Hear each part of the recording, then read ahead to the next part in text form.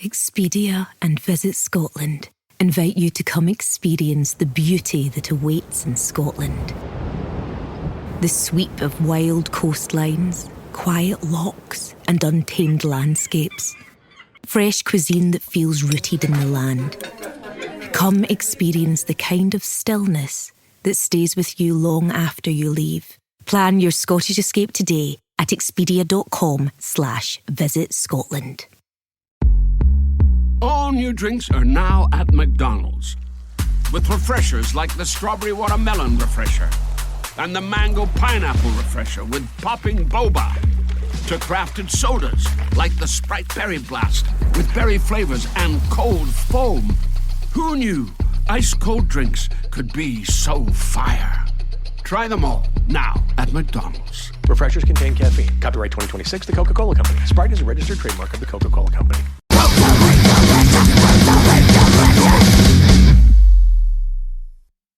I'm Bruce.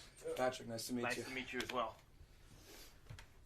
So I think we'll start here. One of the things I like doing, I've been doing this 10 on this cruise, but oh yeah, it's finding bands that don't necessarily make it to the US or that haven't seen. Mm-hmm. So I knew nothing about you guys except a little research until I saw you. Was that today? This afternoon, right? Star Lounge? No. I stay away from the Star Lounge. Yeah. It's all right, but it's not the best. Right. Yeah, but today was the Ice Rink Studio B. Yeah. Yeah. Fucking phenomenal. Thank you so much, man. So I don't. Have you done this cruise before? No, never. It's the first time. Where are you guys from? We're from Germany. Okay. Hence the German there. Yeah, exactly. Germans stick together. So let's just start here then. Absolutely. Why the masks or the hoods? Yeah, it's just a way to, for me, it's like when I put the thing on, it's like I turn into a different persona. Like it's not me as a private person anymore on stage. I become this other persona, and it helps very much with like stage fright. I suffer from stage fright a lot. So if you're there with your own actual face, you feel naked, kind of. So the mask gives me something to hide behind, and also I think it helps with the atmosphere. Like, right. But everybody has big statement. No, it's not a big statement. I just want to put the focus on the music instead of the persona behind it. I hate cult about persona, so we stay away in the sense that we get rid of all the faces on stage and everybody wears the same outfit, so we become this unity, this entity, and not just a bunch of I know there's a few bands that do stuff like that, like Gaillera, I think. Yeah, they do the same. Right? Yeah, it's very popular in black metal right now. Some people would call it a trend or something, but there's a lot of masked bands. Oh, you think I didn't realize there were that many? I know of a couple, but oh yeah, there's a bunch. We're not the first for sure. Do you feel like you're channeling something different when you throw the mask on? Absolutely. As I said, it's like a ritual. It turns something on in me. I could really let go and become one with the music and go further than compared to when I don't have the mask. So when you guys are writing, is there like an overarching theme or message you want your listeners or fans to take away from listening to a Groza record release show? Not really. I mean, we mainly write for ourselves, so Groza has always been an outlet. Like, I'm not the kind of person that talks a lot about personal stuff or stuff that's on my mind, negative stuff and all that. So music has always been a way for me to communicate that and get that out of my system. So that's the main reason why I write. But it's always nice to see when people connect. It's definitely themes that affect a lot of people, and a lot of people could relate to what we're singing about. And if people feel connected to what we're doing and they find some community, they're not alone anymore with the topics. So that's what I always look for in music, and also in the music that I write. All right, so here's a two-part off of that then. One, is it cathartic? And then two, it must be interesting when you're writing it meaning one thing, and then somebody 10,000 miles away in India sitting in their living room listens to it and takes a whole new meaning from it, right? That's the beauty of it. That's the beauty. That's why I hate explaining lyrics in detail, because I think everybody should make up their own. Right. And good chance they're not even going to be close to what you... Yeah, and that's awesome. that's awesome. I think that's way more interesting than me just explaining what it's about. And people haven't been in my shoes. They don't know what the situation was, so they probably wouldn't be able to relate as much compared to when they make their own connection with the lyric and project it on their own experiences and all that. And yeah, it's definitely cathartic as well. I mean, as I said, that's the main reason I do music to this day. It's like such a cliche answer, but it's therapy for sure. Right. But for the listener as well. Yeah, exactly. That's the beauty about it. So, shoot, I just lost my train of thought. Catharsis. Fuck. I just looked at Lucas and forgot we're talking about catharsis. Yeah, we were talking about writing. Oh yeah, there we go. Thank you. No worries. Right back on track. Yeah. I guess the masks or the hoods, whatever you want to call them, they probably, or do they help you say things that you normally wouldn't? Yeah. Push more boundaries and say, hey, I can do this or this and this, and not have to worry about any repercussions or judgment. Definitely, because it's not me on stage. It's not my private persona. I'm the singer of Groza when I go on stage. You know, that's two different things. Doesn't mean that it's not. I mean, it's very much a personal band and personal topics, but the masks, they help us, go further and really get deep with our expression. It's like it removes this weird barrier that I have. Like, I would only go so far when I'm really me on stage, right? Like, in terms of being there with my own face, and it's a weird thing.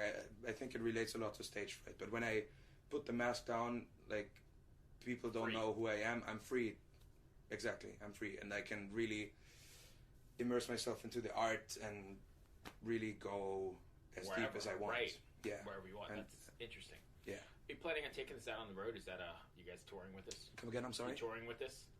With what? With Groza, are you going to be touring? Oh, we've been touring a lot last year. So we released our recent record in 2024, and then last year we did a North American run with Panzerfaust. We did almost 30 shows of that. We did Latin America, we did Europe. Oh, wow. So we played a lot of shows last year. So the plan for this year is to slow down a little bit so we can get creative again and write some new material, because with us it's always like either or. We don't write when we're on the road. So you have to set aside time to do either? Yeah, exactly.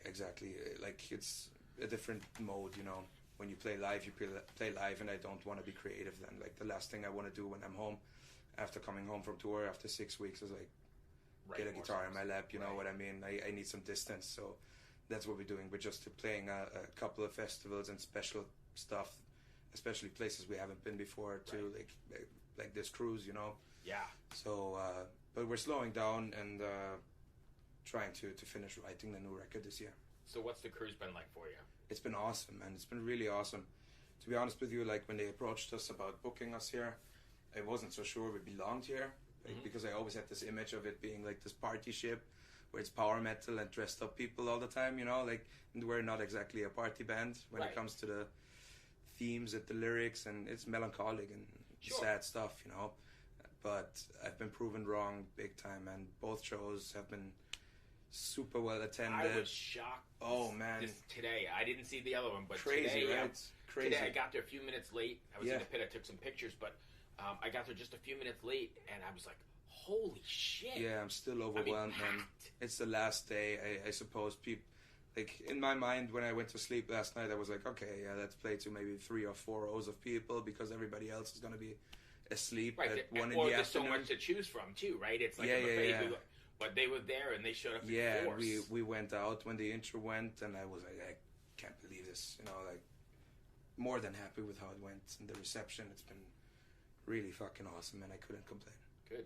Any bands that you saw that you were excited about? Obviously, Harakiri for the Sky. They're our brothers. We toured with them before in the past, and we have, like, they play guest spots in our set. I play guest spots in theirs, so seeing them is always a pleasure. Another band I knew of, but had not really listened to. Oh man, one of my personal favorites, and what an influence on us as well. Like, I love these guys really. And then I saw Kanonenfieber, they blew me away. Holy cow, yes. I just came from seeing Soen and Insomnium, two bands that I really loved growing up. So there's been plenty of bands that I really enjoyed on this.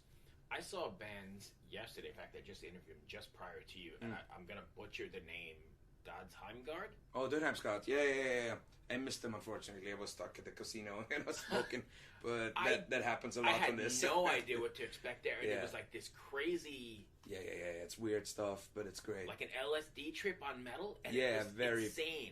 Very trippy stuff. I saw them a couple of years back in my home place in Munich. They played Dark Eastern Metal Meeting, but I enjoyed the show very much, and I'm kind of bummed out that I missed it, but, you know... Oh, yeah, I mean... Shit happens. You can't see everything. There's a couple I want to being see. A smoker in the casino is where you are. You know? Did you get to Anthrax? Just a couple of songs on the first set that they did in the big one in the theater. Yeah.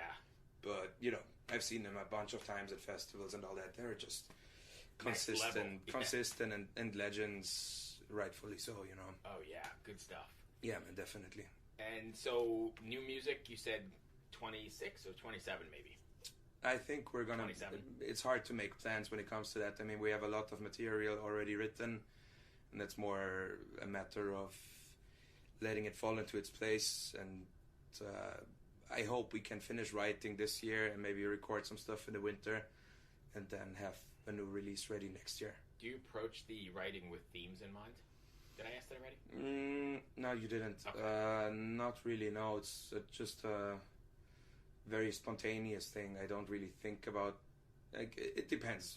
It's different for the lyrics. For the lyrics, most of the time you have a theme in mind, but with the music, it's just what comes. You know? So I just let it happen, and then it's a matter of seeing what fits together, and that will also then inspire the lyrics. And it's like we try not to overthink writing too much, and rather just let it pour out, and then. That makes it more organic, though, right? And more real? That's what I think that's the music that really connects with people, too. If it's not overthought, it's just, it comes from the heart, and it's real stuff, and that's the way we try to approach it. So I'm going to take a hard left here for a second, if you don't mind. So we're talking about organic and real. What are your thoughts on this AI bullshit that's going on? How do we... I know it's a huge question. Do you have an hour? You know, I think it's dangerous. I think it's really dangerous. Being an artist... I think that human art will always have a quality to it that can't be reproduced by AI. Soul, if there is such a thing. Right, exactly. And I don't think it's going to be replicated anytime soon. You never know what's going to happen in the future. But at this moment, I did some research on the topic, and I heard some AI music. And I mean, the humans also write generic stuff. So when it comes to that, AI could keep up. Well, that was what I was going to say to you, and I don't mean to interrupt, but the average pop consumer or soccer mom or whatever you want to call it is probably not going to know or even care, right? They're just going to turn it on with the kids in the back and drive the soccer. Correct, and that's a problem already. I mean, I don't feel it's getting to our, the black metal scene in general, or black metal music is, most of it's not very generic. There's no such thing as the soccer mom listening to black metal. Like, it's very... individual and personal stuff, so I don't think AI could replicate that anytime soon. But still, the fact that people already start losing track of what's real human art and what's AI is really terrifying to me. I have the same problem. Like, I'm reading books or like a new author or somebody I've never or painting, and I'm like, I'm hoping this is written by some guy with his quill pen somewhere and not somebody who put a prompt into a prompt jockey and put a prompt into ChatGPT and got it's dangerous, 10 but seconds. I don't know how to stop it. It's not going to be stopped. It's going to grow and it's going to get better, and I just hope. Do you think that people are gonna? Because I hope and I think actually that people are gonna rebel at some point and say, you know what, we want the real thing. We want that connection, because you're not going to get that. There is a movement of that, but it's just the people that really appreciate music, and it's not the, as you said, soccer mom, average consumer that really doesn't care about the people behind it. They just put on the radio for something to come out of the speaker. But to be fair, as you said, soccer moms are not listening to it, so it may not have that much effect on it's gonna take a bit until it reaches the kind of music that we're making. But I still have some hope in the terms that AI will never be able to play live, and it will never connect on the way that a live show, the connection you make in a live show. Like, if I see the day where an AI live performance, like a hologram shit, can make people cry in the audience, that's when I really... Right, I'm gonna and they burn my tried guitar that shit then. with Dio, right? They did that. That was fucking garbage. despicable. Yeah, I hate it. Really hate it. And I know other people have thought about doing, but that Dio thing, as as hyped as it was garbage. Yeah, it's. I agree. I couldn't agree more. And I think that's why it went away so fast. I think we're being pulled out. Yeah. Gotcha. All right, man. So that's all I've got then. Cool. I appreciate you taking the time. Yeah, likewise, man. Get home safe. Pleasure. Be well. Cheers.